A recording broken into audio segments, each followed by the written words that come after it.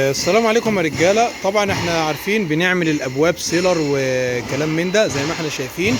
بيكون معانا اتنين مسدس يا رجاله، زي ما احنا شايفين كده يا رجاله. بيكون معانا اتنين مسدس سن رفيع ومسدس سن عريض، اللي هو الشكل دون يا رجاله، علشان خاطر ندون نشتغل بيه العريض.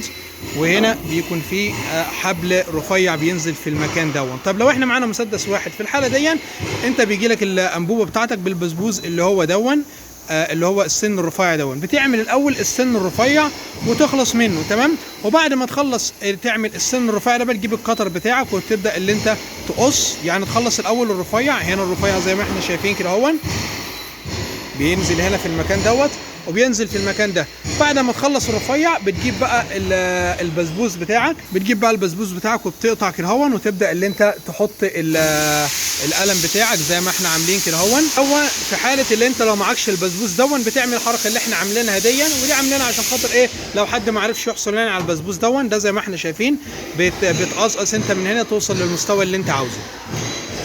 هو دون يا رجاله الاصل بيركب فين، وزي ده كده هون. تعمل اول رفيع، بعد كده العريض دون زي ما ان شاء الله نشوف دلوقتي هون يا رجاله.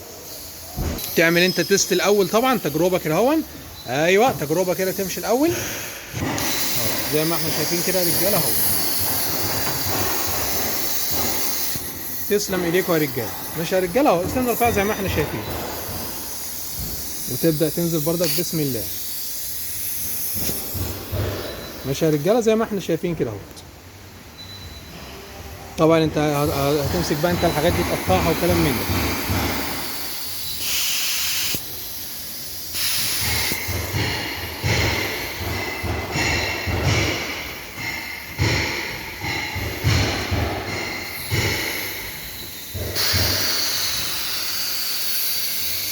تسلم ايديكم يا رجاله زي ما احنا شايفين كده اهوت.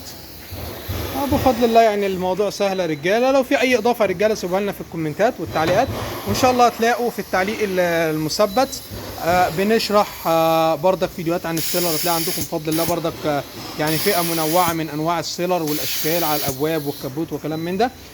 تسلم ايديكم يا رجاله. ما تنسوش الدعاء للناس اللي بتشارك معانا بالمجهود ده يا رجاله.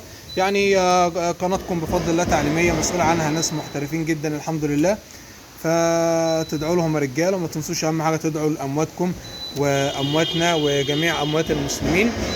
والسلام عليكم ورحمه الله وبركاته.